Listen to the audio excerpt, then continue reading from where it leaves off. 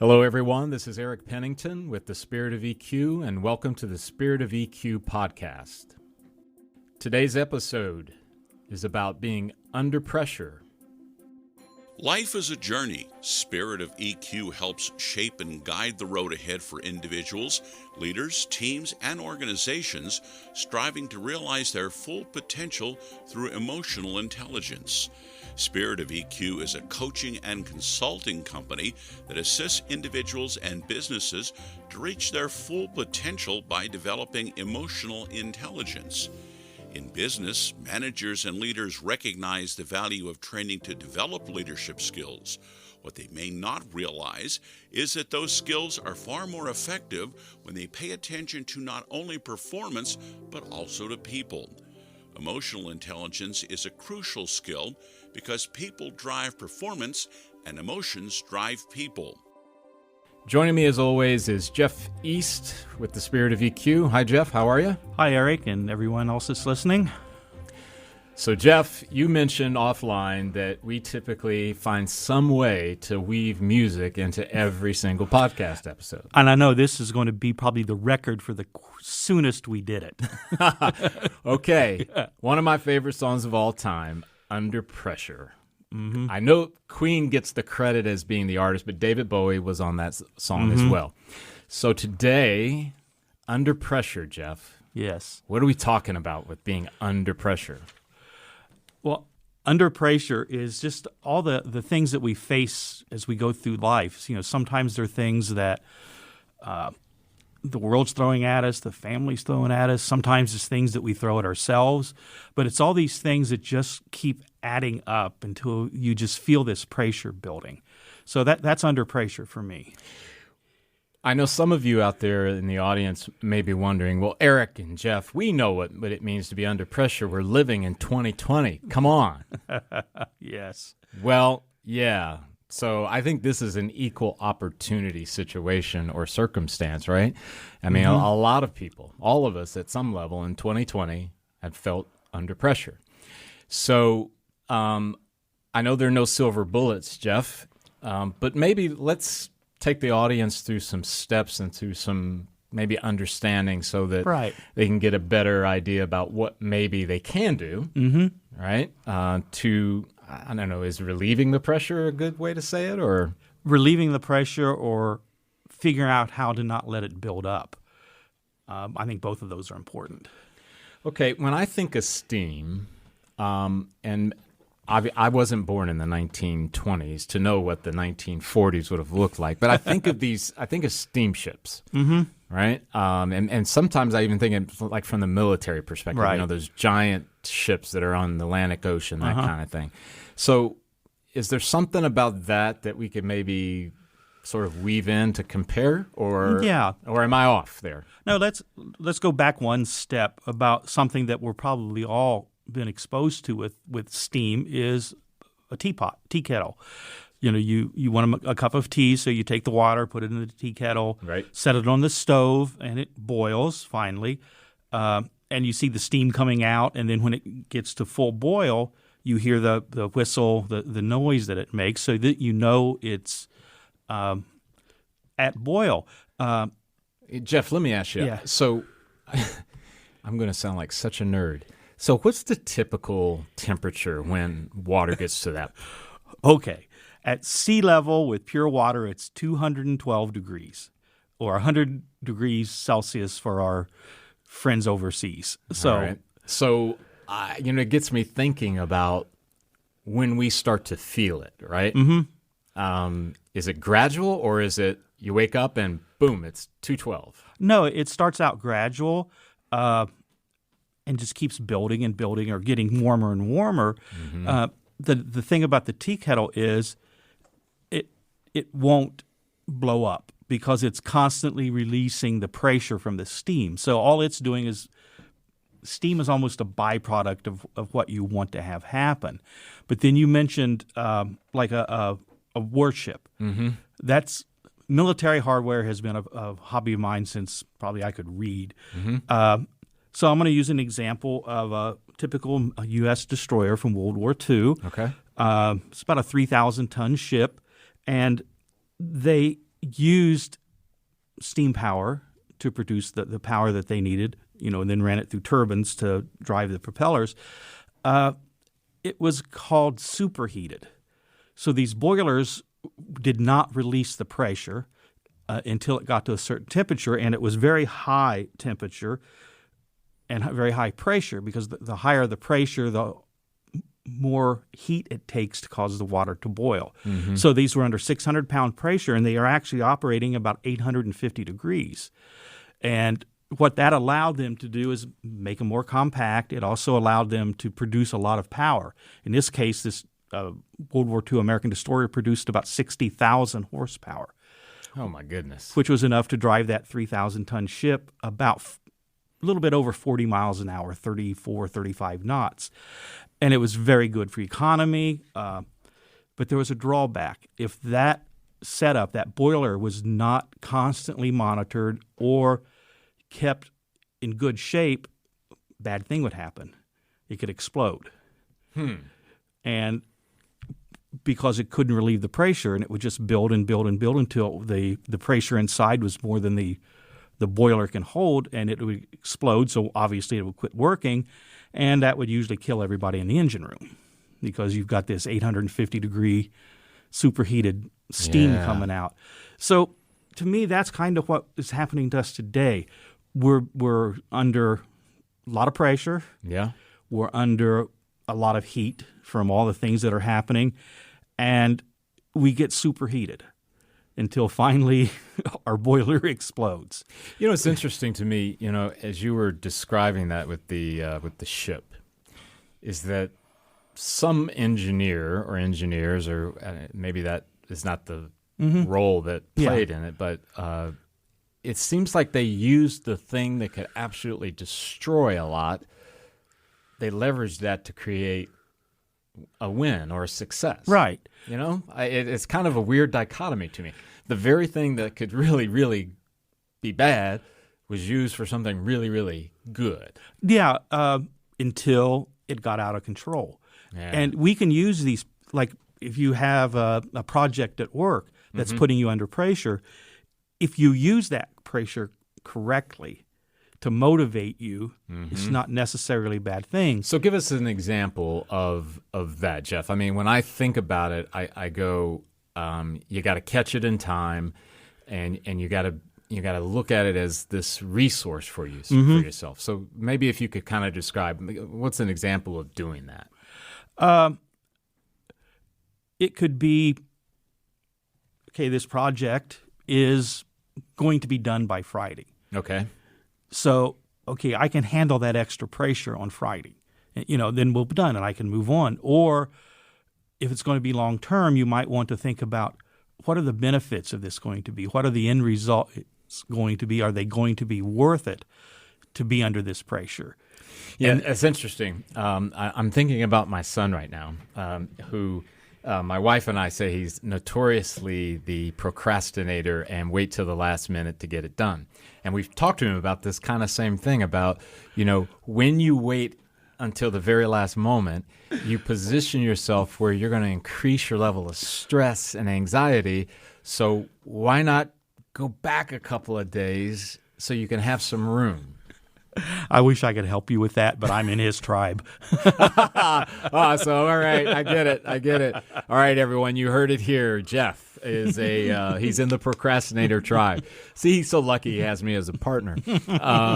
So the reality, though, is that, and I, in all seriousness, when you say that, I think my son is wired to that. Now, I could, debate with him and get on his case on and on and on, but that's not going to help him.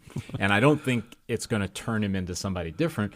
So at the same time, I struggle because I don't want to see him experience the stress that I know comes with waiting to the last minute. Because where I was going with this is that you were mentioning about the projects due on Friday. And what happens if you say, okay, I'm going to get this done on Tuesday so that I got a buffer of Wednesday and Thursday.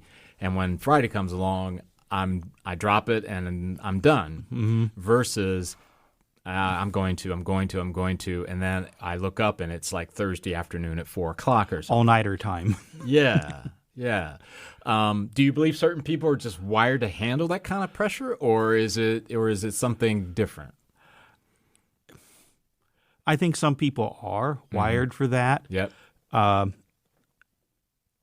Because they thrive on the pressure. Mm-hmm.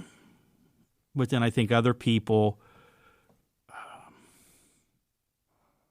maybe don't want closure on a project. Is that a little bit of a fear thing kicking in?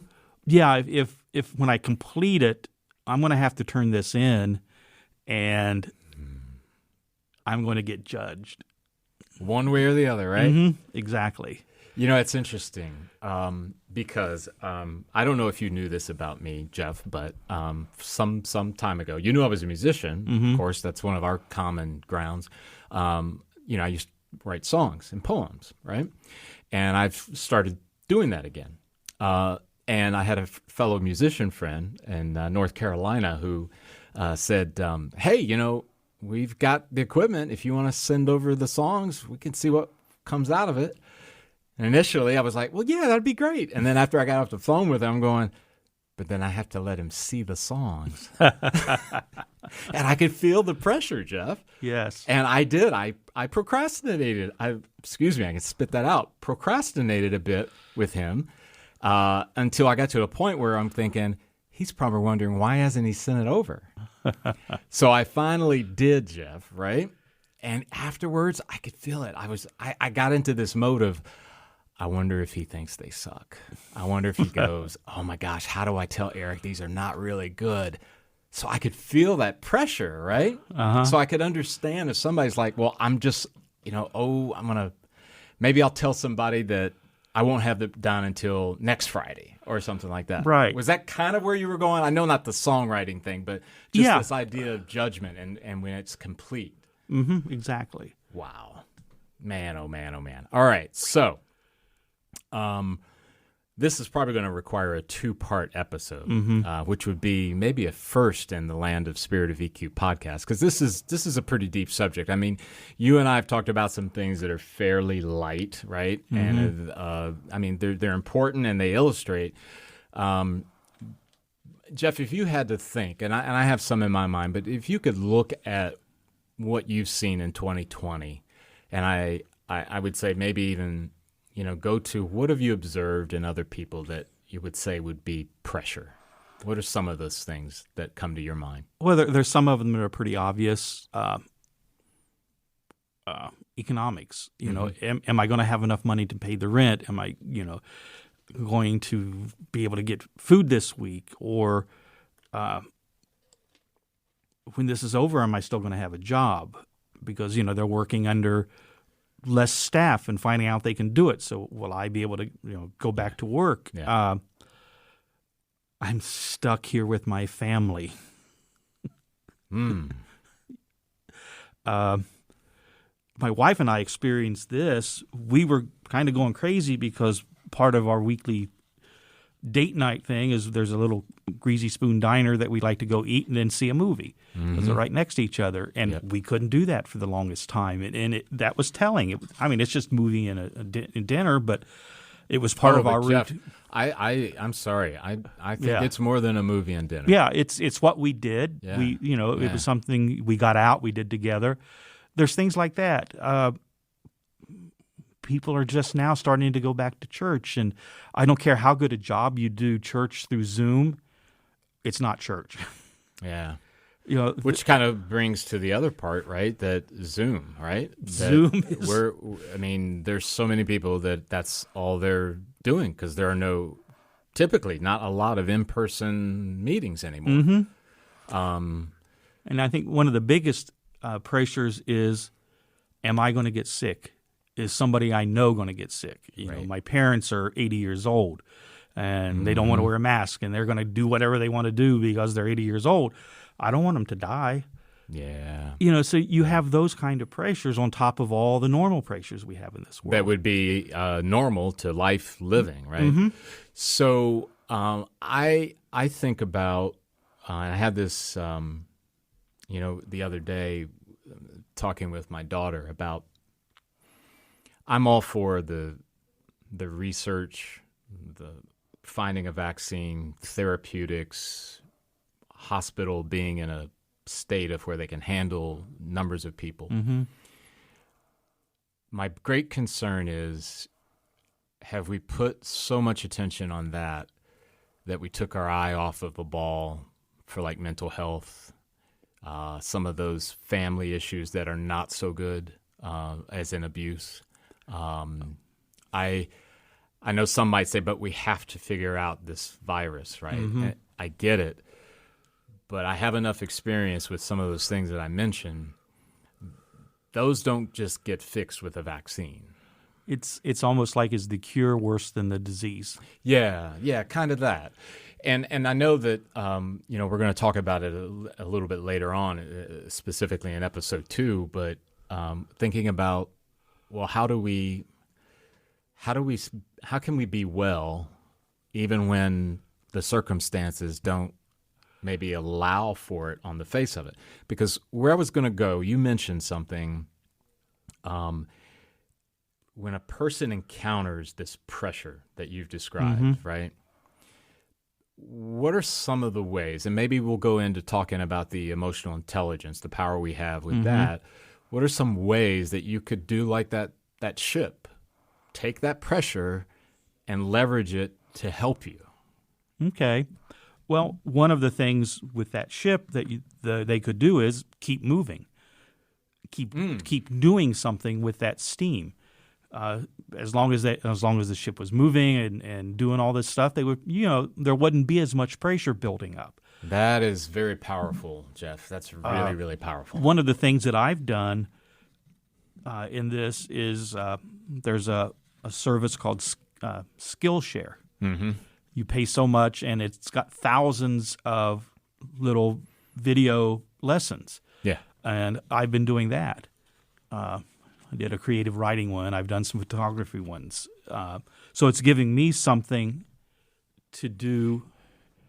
So your analogy there, at least it communicates to me that if we stop, and I almost, that's almost akin to isolation, to being frozen, we invite maybe that explosion? Yeah, go back to the ship analogy.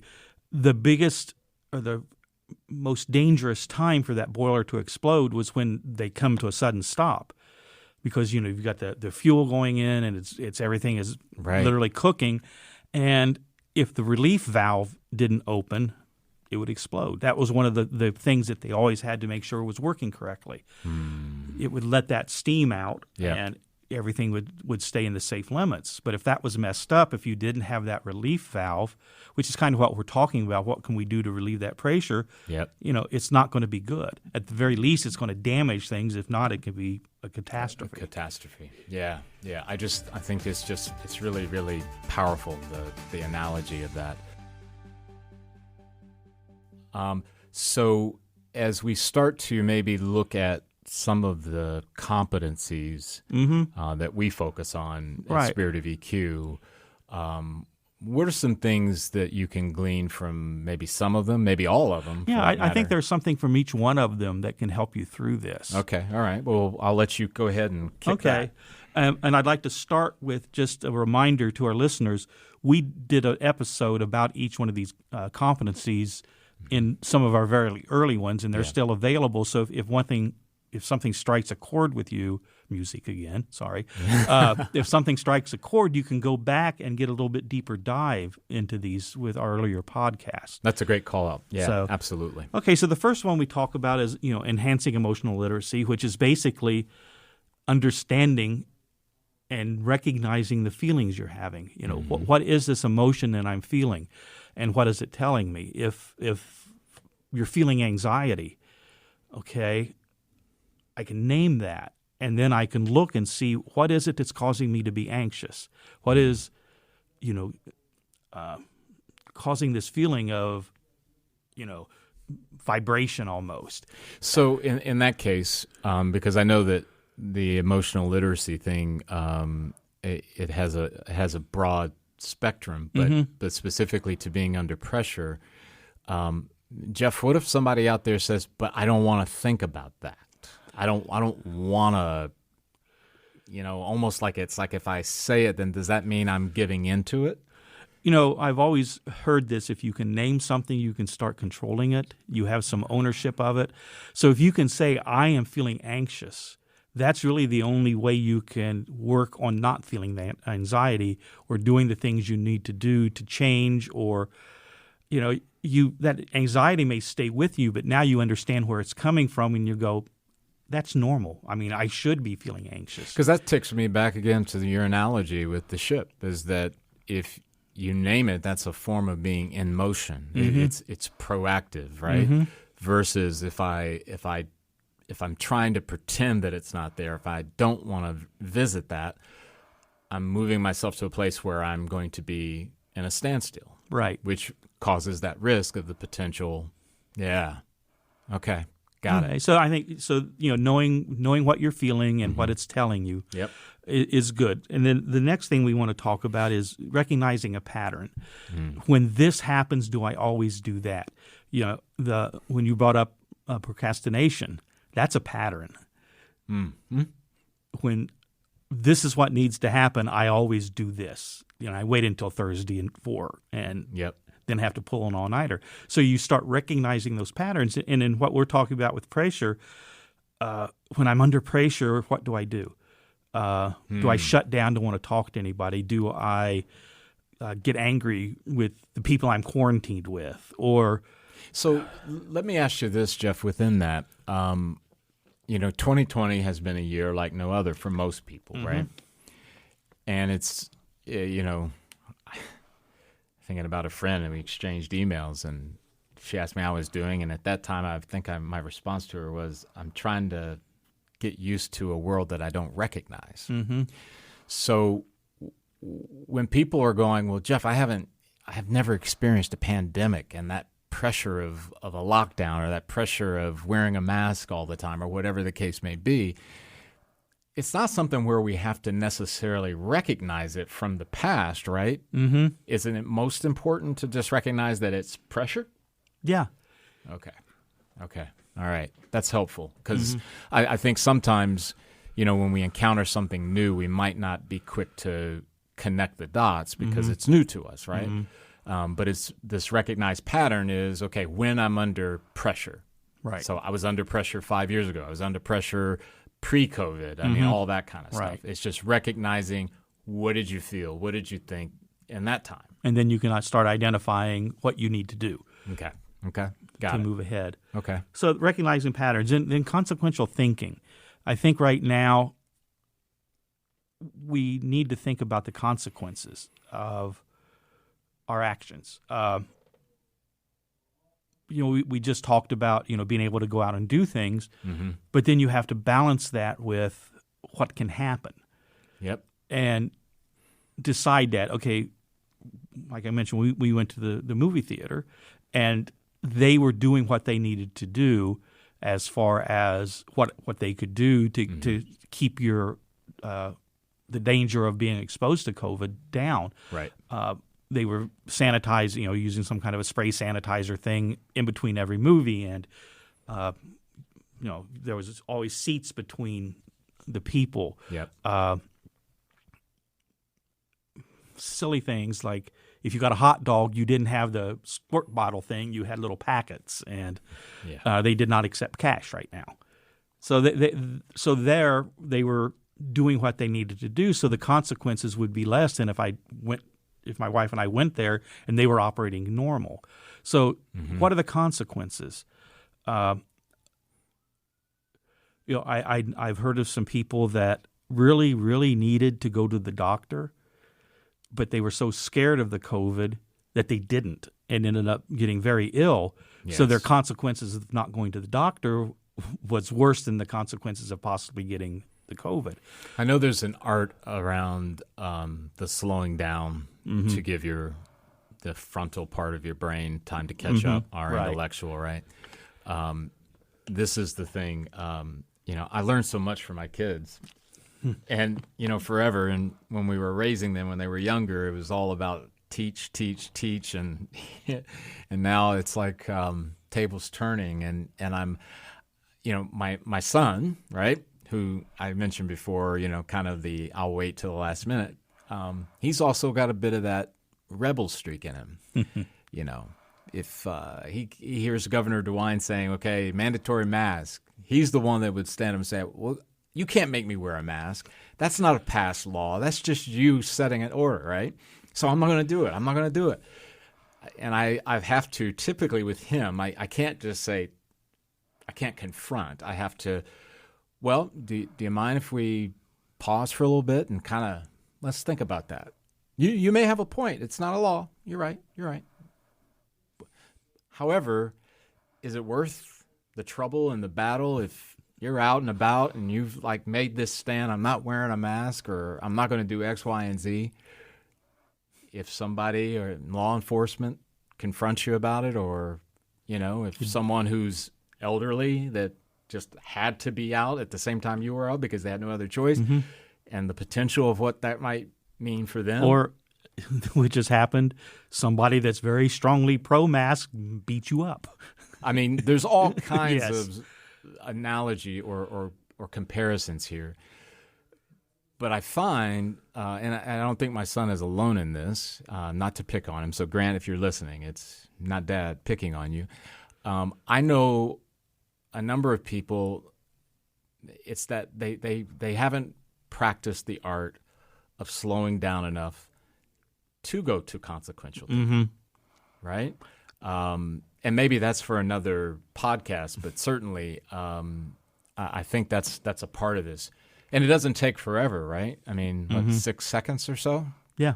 To give it a little time? Okay. All right. Count to 10. Count to 10. All right. So what about navigate emotions? I think this one is really important right now because we are navigating so many of emotions dealing with this, and most of them are heightened. They're concentrated. I can't think of the right term, but I think of intensity. Intensity, yes, good word. So being able to navigate those, knowing how to get through them, and I always use this analogy when we're talking about this. Your GPS can't get you somewhere unless it knows where it is. So that's the emotional literacy. Understand what you're feeling, and then you can start to navigate it. If you don't do that first step, right, you're going to get lost. Yeah. So being able to navigate these emotions right now, in yourself, but I think also as important is the other people. If you're wearing your mask and somebody is very blatantly not wearing their mask, how am I going to navigate that?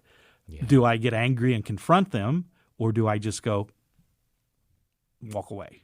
Yeah. So learning how to navigate the emotions. If I am feeling that intense pressure because of those things we mentioned, what can I do to get past it, get through it? Is it a case, Jeff? Can emotions navigate us if we don't navigate them? Oh, very much so. And that's where you're not being conscious of it. You don't take that, counting to 10 time. That's when you're reacting to things, and that's when they will guide you.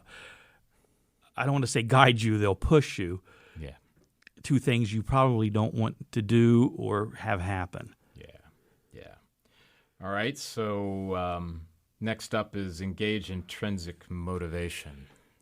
In this case, intrinsic motivation is what is driving you from the inside. Don't let all this stuff that we're seeing, hearing, reading, being exposed to drive you to make decisions or drive you to take actions. Let what you think is important drive you. And if you do that, you really happen to stop and take that time to look at what is your core, what are the things, beliefs that you believe in. If you believe that you don't want to hurt someone, then you won't go out and deliberately, not wear a mask to annoy people, which is a lot of what people are doing now almost, I think, to try to prove a point. So it's what is at the core of who you are, and don't lose sight of that. Yeah. No, that's powerful. Because the opposite of that is extrinsic, right? Mm-hmm. And that's the things outside of us, circumstances, situations, people potentially. Don't let Facebook make your decisions. Oh, Or There- Twitter or LinkedIn. social or, media. Yes. There's another episode. So how about one of my favorites, exercise optimism. You want to keep your eye on what's going to, what is the thing I want? How do I want this to turn out? How do you think it's going to turn out? You don't want to be a cheerleader and, just say everything is fine because it's not. But keep looking ahead at things. You might want to look at something like, okay, we're stuck at home.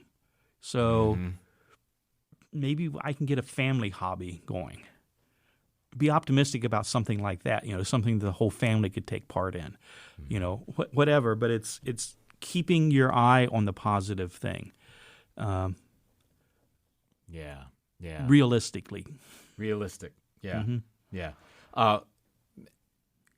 I know that, America, there was a time when you had one form of media, and now we're in this place where there's certainly two, maybe even more, that's pushing all these different messages at us daily. Mm-hmm. And for the most part, they're fairly negative in nature. Mm-hmm. They capitalize, if you will, on fear, right? I would just say that in exercising optimism, exercise is it's basically implying that you're moving, you're doing something, Right? You're building something. So think of it in the terms of being in a gym and lifting weights. If you're lifting weights, you're doing it, you're exercising muscle to grow that muscle, right? And I think in the age we live in, if we're not careful, those sources of media will begin to take hold, and if may I say it, dominate you to a place of where your optimism becomes very, very, very small.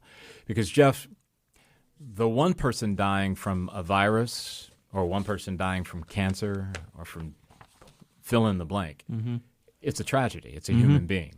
It's somebody's mother, somebody's brother, cousin, friend, wife, fill in the blank.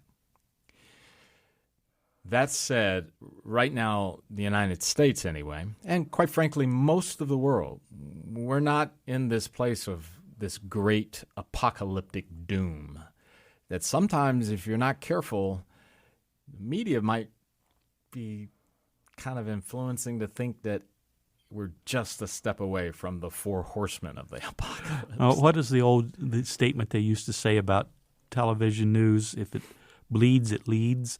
Yeah, I don't know. I don't know what you would have if it coughs or something. I don't know that you could say. I don't know what it would be, but yeah. And I'm not here to condemn social media, mainstream media, old world media, anything like that. I'm just saying I can see it very clearly, the influence of it. And what we all have to be is to be aware and know that when we're hearing constant messaging that says, be pessimistic, be pessimistic, be pessimistic, that's not a good, healthy place to be. To me, pessimism is very draining, negative, and healthy optimism gives power, gives strength, gives you energy. And so we're getting the energy sucked out of us all the time. Jeff, that is such a powerful statement because I think about it in these times in 2020 where I have fallen into the trap of I call it, the feed frenzy. Mm-hmm. And you're looking at one thing after another story, another comment, another opinion, another comment, another story. And you're right. It's like after a while you're going, oh my gosh, I'm so tired. And it's like, I don't want to hear another word about fill in the blank, right? Mm-hmm. And that's an Eric problem. That's not Jeff's problem. That's not our producer Brett's problem. It's an Eric problem. I made the choice. So optimism, could it possibly help me to come out from that spiral? Yeah, I think it can because optimism, being optimistic, you're looking forward to a good result.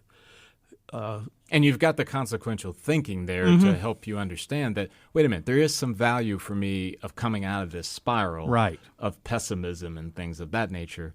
So these competencies don't just work unto themselves. They are kind of intertwined. Well, yeah, because we're intertwined. Yes. Intrinsic motivation, you all of a sudden go, man, I am so pessimistic, and that's not who I am. So intrinsic motivation, all these things, patterns. You recognize a pattern. I'm falling into that pattern again. They are.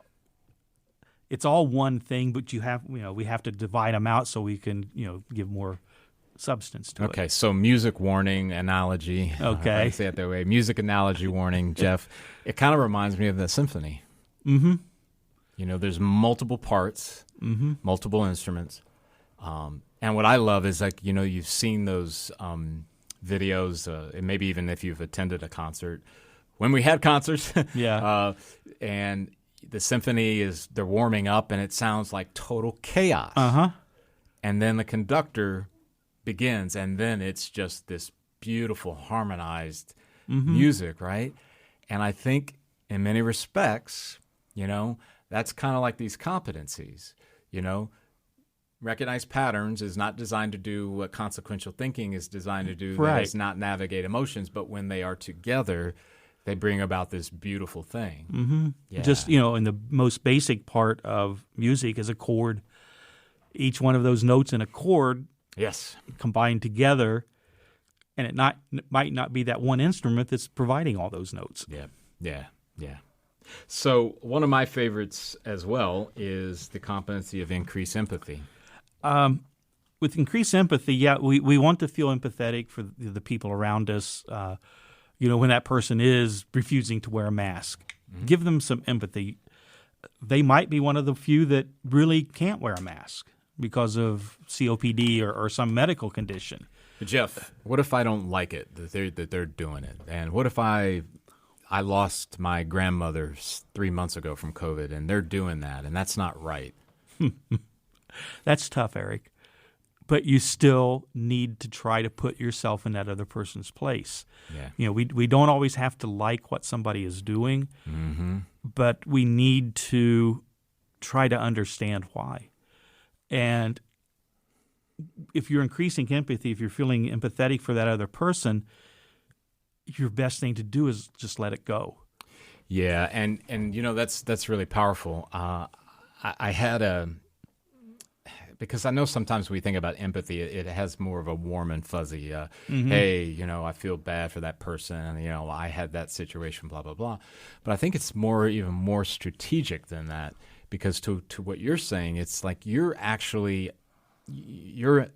overtly, proactively using empathy, and maybe in a good selfish way, so that you're not getting tangled up with all of that can come by being in a situation like that. And one thing that I would tell the audience as well, remember the power of curiosity, the power of trying to understand as many angles as you can before you come to a judgment. Right. I had this conversation with a law enforcement professional. It was a podcast maybe a month ago. And we got to talking about some of the situations that have occurred in 2020 as it relates to law enforcement and, in this case, with African-American males. And we were just conversing about, it's tough, your reaction time, and, we want our people to use emotional intelligence. And then we both kind of came to this conclusion around sometimes you may not know what that maybe young man was taught about interacting with the police. Now, when I was growing up, I was taught when the police officer asks you a question, there's only 2 words that you should use. Yes, sir, or yes, ma'am. But that was my mom and dad. Jeff, what about somebody else's who, well, number one, my dad wasn't around, and my mom worked 2 jobs. No one ever said to me, this is how you interact with a police officer. Schools weren't teaching it. No. Right? So, though that does not excuse breaking the law or bad behavior on both sides, right? Exactly. It does help you understand a bit more like, oh, they're not doing that because they're just trying to be a pain. They may be doing because they really don't know. You know, this is a really extreme example of what we're talking about. I had a discussion, this is several years ago. We were talking about terrorism. Mm-hmm. You know, somebody had went into a mall or something. It was in Europe someplace, and blew himself up. And they couldn't understand why. And then I brought up the point of that's what they were taught is normal behavior. Yeah. And again, I would stress there's no excusing for doing things of that nature or breaking the law. Right. However, until we get to a place of where we can use empathy to build the understanding, right, can we then address the situation? I looked at this, Jeff, with George Floyd, for example, Minneapolis, right? And it came out after the fact that he had a significant amount of fentanyl in him. Mm-hmm. And if anybody's familiar with fentanyl and what that does and does to the respiratory system, for the life of me, and maybe those cops didn't care, but I would think, like, oh, wait a minute. He's talking about he can't breathe. He was talking about I can't breathe even before the interaction with the officer that killed him. Would empathy go, wait a minute, fentanyl, that's a sign of fentanyl there. Let's back off here. We're not dealing with this hardened person who's going to pull. And I'm not trying to say, audience, please, no comments, no notes to us saying, you're not a police officer, you don't understand. My point is not to say that this is what they should have done. But for me, when I found that information out, my empathy kicked into going, I get it. I get that. Because someone who's on fentanyl, that can be a byproduct. Wow. So all of a sudden, my eyes are open. Versus, right, typically one or two responses in that situation. Oh, he's just another. And that, this is what happens out there. Or someone else who says, you don't understand, police officer. But wait a minute. When you make that comment, did you exhaust your curiosity? You know, our friends Jim and Lynette, who work with us, they're big, and I agree with them on something called non-dualistic thinking. This is way off the path, but we've done that before. It's a loud audience, so hang with us. There's non-dualistic thinking and dualistic thinking. Right. Dualistic thinking is there is yes and no, right or wrong. Yep. There's no options. Non-dualistic thinking is what you're talking about, where now that I think about it, that should have been thought about.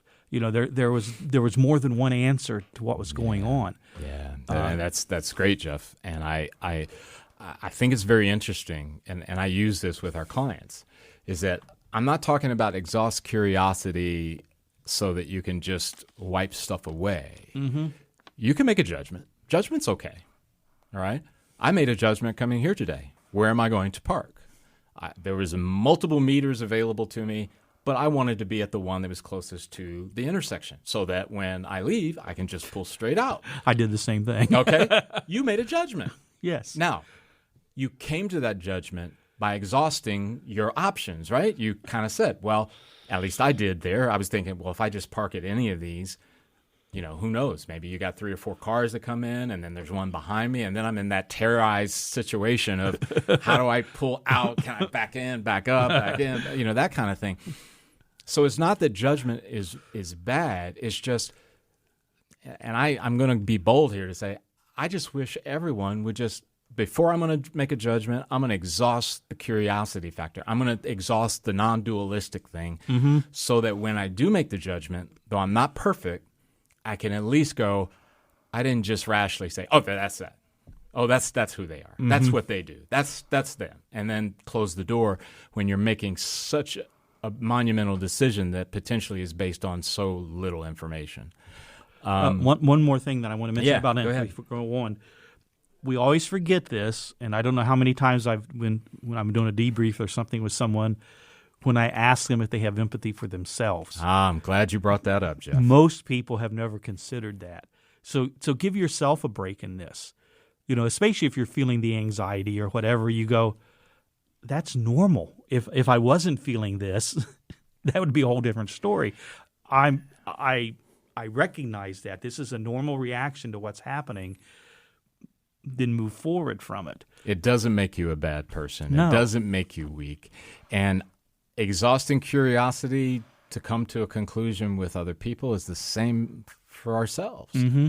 Be curious about, well, why did I lose my temper? Why is it that I don't feel like getting up? What's causing this? What have I been going through? Mm-hmm.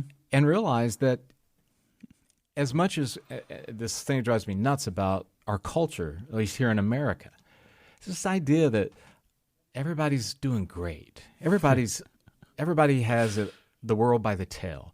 Can I just say to everyone out there, and we all know it's true, no one has it all together. Yeah. No one has it by the tail. I can remember watching The Sopranos, and Tony Soprano would always talk about Gary Cooper, how nothing bothered him, and he was always fine in what the situation was.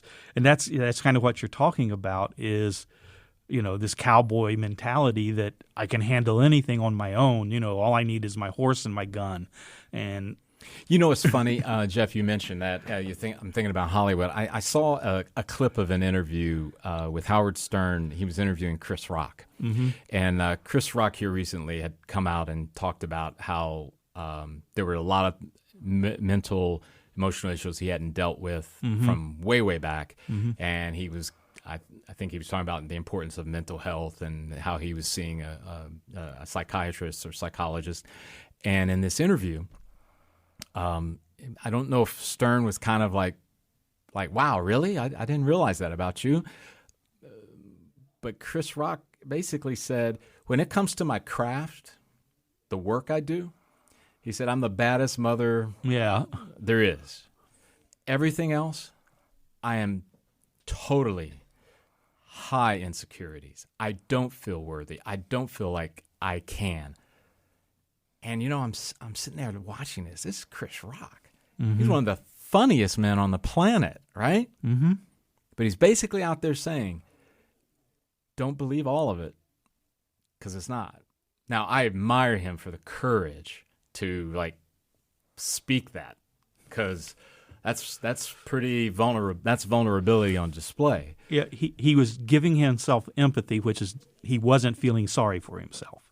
Yeah, that acknowledgement of this is where I'm at. This is who I am. Yeah, very powerful. All right, Jeff, so the last one, pursue noble – I get my words working today. Pursue noble goals. Okay, well, noble goal it's what's at the core of you. It's what drives you. It's what makes you who you are. And I think if you're pursuing that noble goal, if you're really working on this thing that you have developed for yourself, that is the driving force that causes you to do all the things that you do, if you can stick with that, it's going to help you through this, because it's going to be part of that driving force, like I just said, to help you get through things. Mm-hmm. My noble goal is to help people find the art in themselves. So I can do that. If somebody is feeling down and I know them, I can talk about what I see in them, or what I see in myself too, because you got to keep focusing on yourself. If you're not healthy, you can't help other people. Right. So just if you can focus on that noble goal and keep that in the front of your mind, you'll be able to get through this and actually probably help other people too. So I think about that, Jeff, in the spirit of, and I've told our clients this as we get to the competency of pursue noble goals, is that one way, it's not the only way, but one way that you can find out or get a real strong clue about what your noble goal is dwell on the things that break your heart. Mm-hmm. And I think that originally I heard that from Andy Stanley. that oftentimes is an indicator of what your purpose and mission is on this planet, is the thing that breaks your heart. And I want to let you talk a little bit more about Pursue Noble Goals if you like. I also want to touch on this whole idea about practice. Right. So can I do that now, or what else on Pursue Noble Goals? I think what you said, I wish you would have shared that earlier. I like that idea of helping people develop their noble goal. Well, and I know in the past podcast episodes, there is specifically one on noble goals, which we again recommend go back, do a search, the episodes to find that. But I got to thinking as we're going through these, and I'm putting myself in audience in your shoes, and I'm out there listening, and I'm going, yeah, I agree with that. Yeah, I agree with that. Yeah, that sounds right. Boy, that's a good idea. Boy, that's a good idea. Boy, I never thought of that. Well, it always comes down to, Jeff, well, how do I do that? So you mentioned something offline about practice, right. And I've got some ideas around it too. So what do you think for that person that says, everything you're saying sounds great, and I would agree with most of it, but so how do I do this? You practice it. You work on it. You become conscious of it in your interactions with other people, interactions with yourself.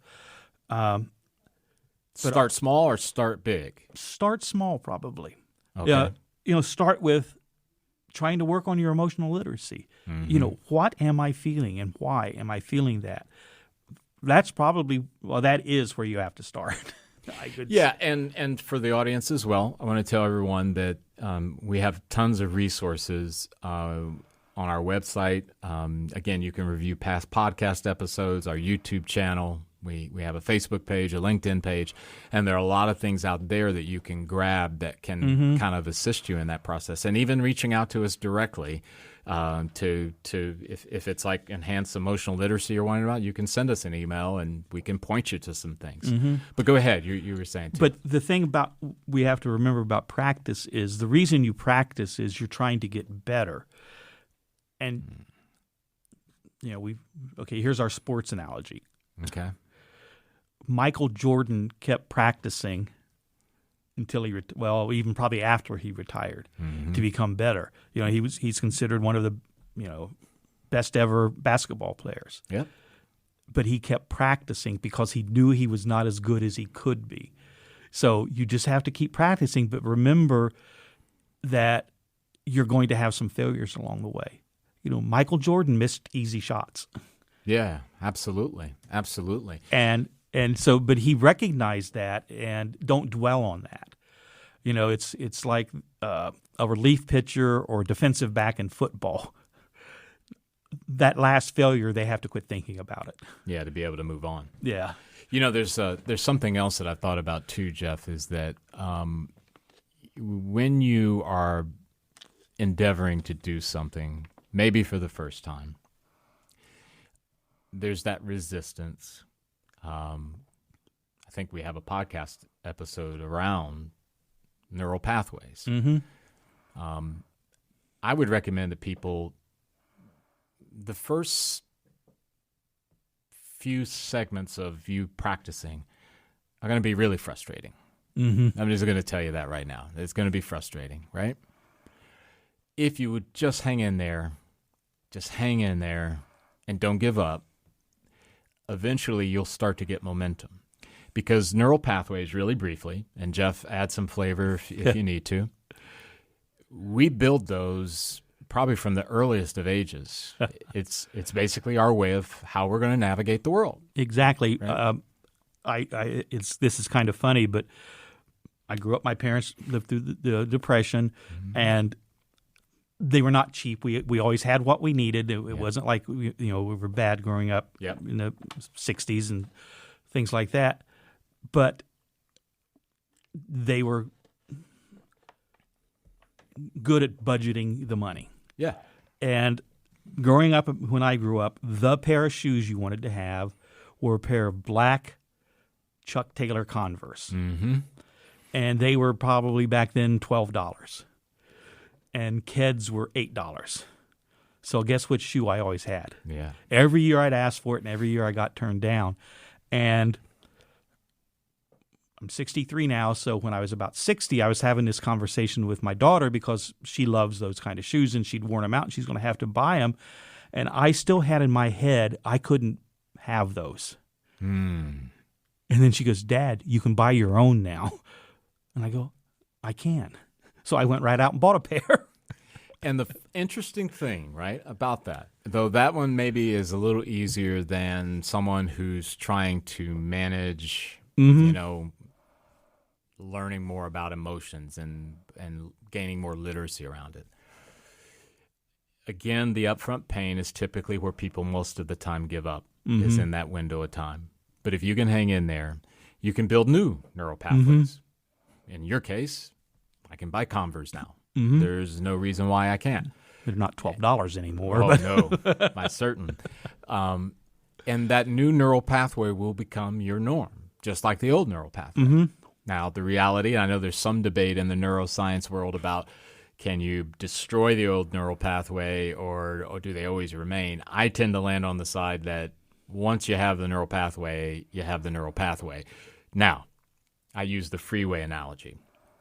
If I said that, you know, the way I'm going to come is I'm just going to take urban city streets to get here, Jeff would probably say to me, Eric, that's why we have freeways.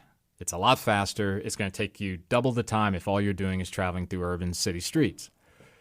Okay, well, if you want your life to be better, if you want to be better at emotional literacy, build a neural pathway that looks like a freeway, not like an urban city street. It doesn't mean that the urban city streets are bad. It's not a judgment on that. It just says I found a better way to live, a better way to think. And I think one thing to think about now with all these pressures that we're dealing with that are specific to 2020, those are relatively new neural pathways. They're not worn in as much. Yeah. So they might be easier to change than ones that have been there for 40 years.